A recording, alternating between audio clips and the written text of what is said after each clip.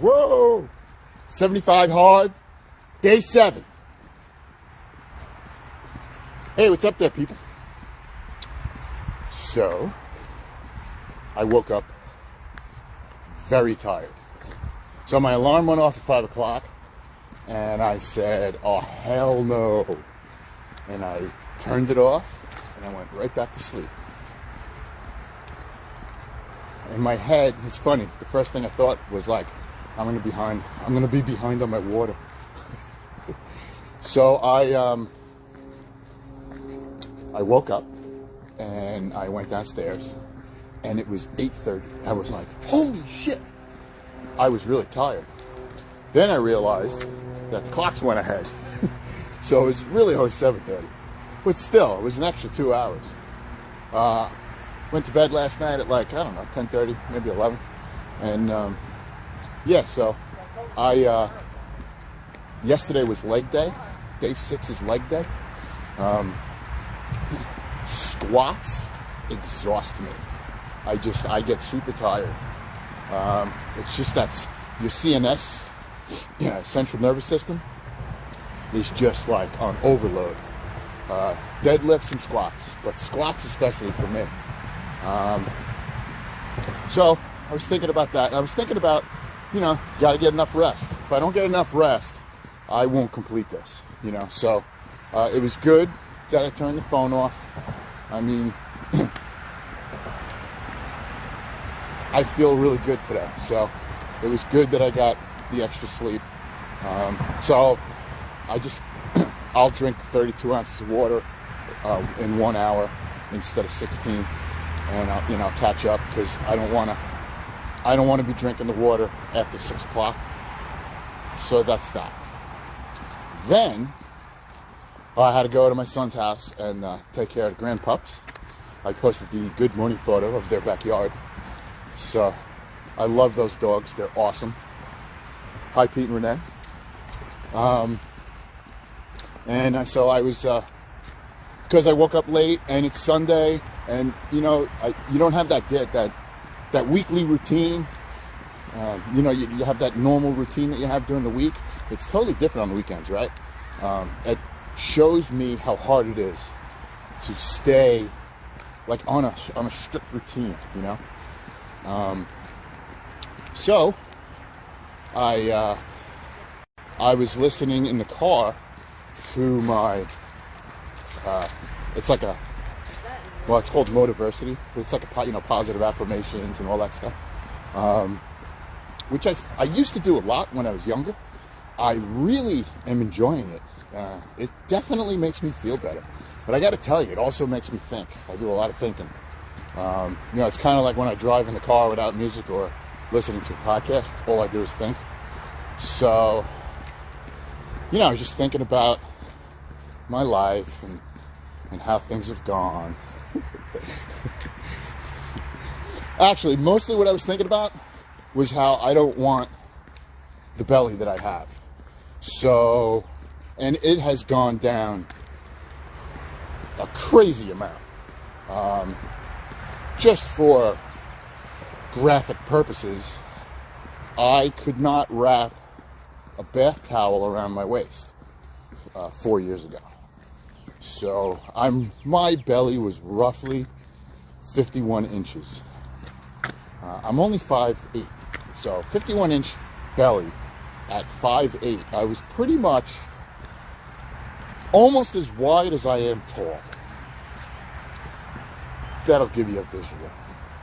So to say that I was uncomfortable and I wasn't happy is a major understatement. So my waist now, I measured it. When did I measure it? I don't know. Let's say I measured it a month ago. It wasn't that long ago. And it measured at 38 inches.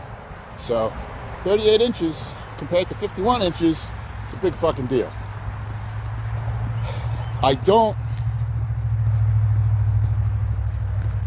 So listening to the stuff I was listening to this morning, and I was thinking about what motivates me, And what motivates me is that I feel better and better every day. And what motivates me is when I look in the mirror, I don't look down anymore. When I look in the mirror and I look into my eyes, I don't feel bad anymore than I used to. And that's been going on since I'm a kid.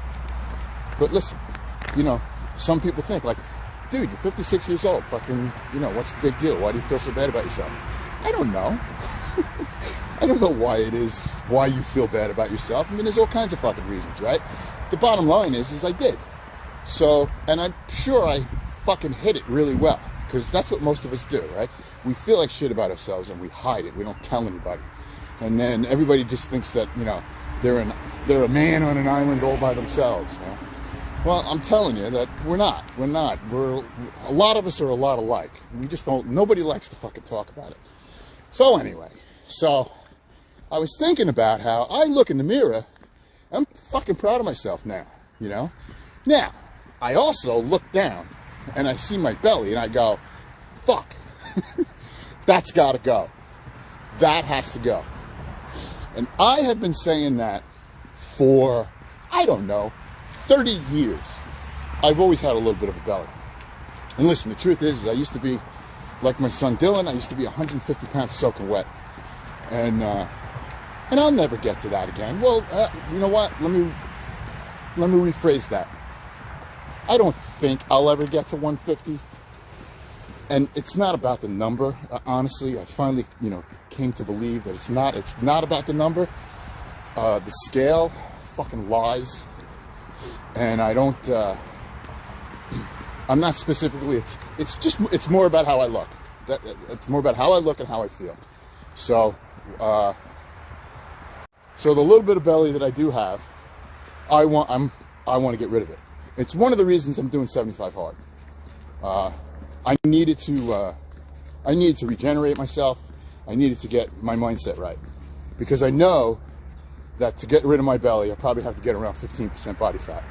And the last time I was on the body fat scale at work, which is a good one, it's not like the one I have at home. I was roughly 20. I was at set 24%. So I started this journey. I was over 37%. So I understand I'm doing good, right? And I'm not beating the shit out of myself just so I don't get anybody, oh, stop being so mean to yourself. I'm not being mean to myself.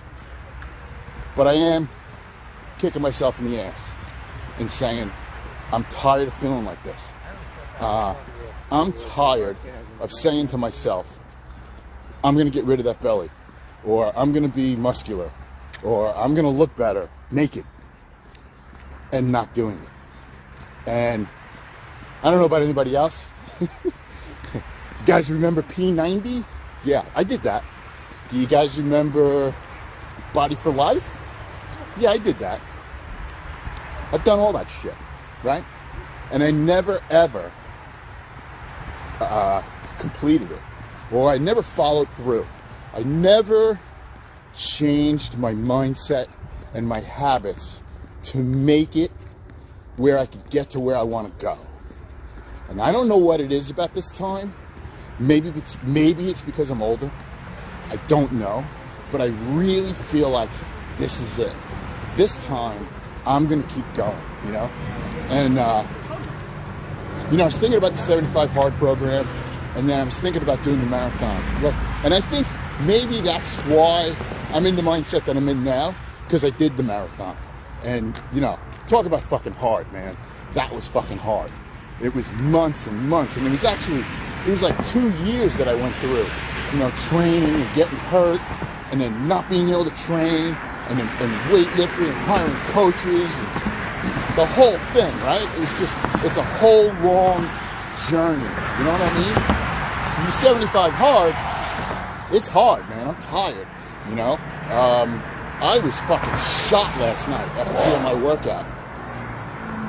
I feel awesome now. I really do. I was walking, I'm going off tangents, but anyway, I was walking down the stairs this morning, and man, my legs feel strong, I don't always feel like that, you hear the cars?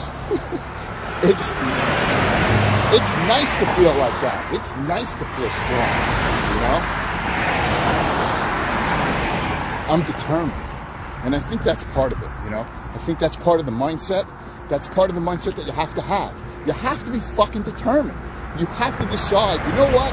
I'm going to fucking do this. I'm going to do it, and here I go, day in and day out, Whether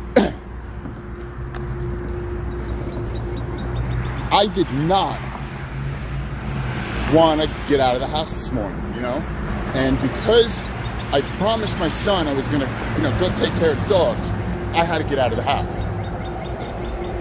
For me, I need things like 75 hard to keep me motivated. Now, some people will say, whoa, why do you have to have something to be motivated for? Why can't you just do it yourself? Because I can't. It's that simple. I know me. So I don't fuck with it no more.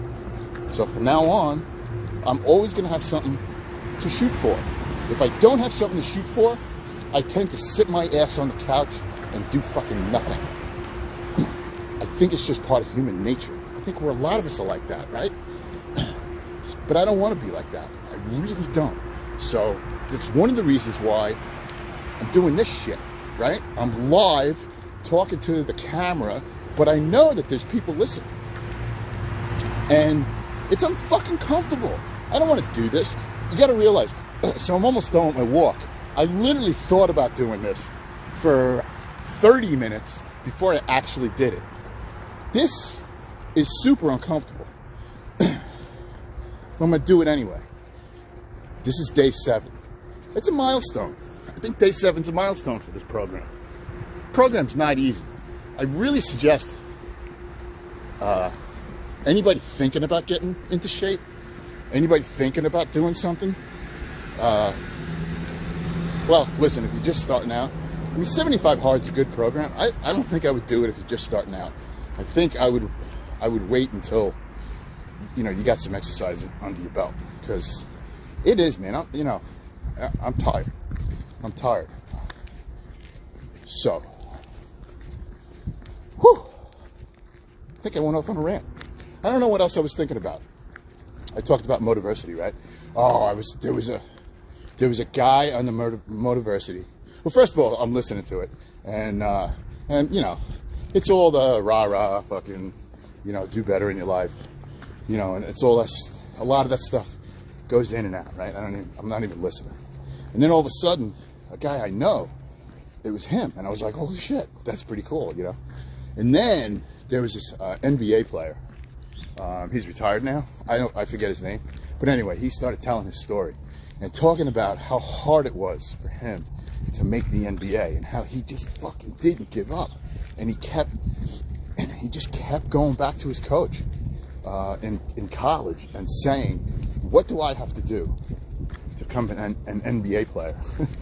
and his coach first told him, you can't shoot, you can't run, and you're overweight, forget it.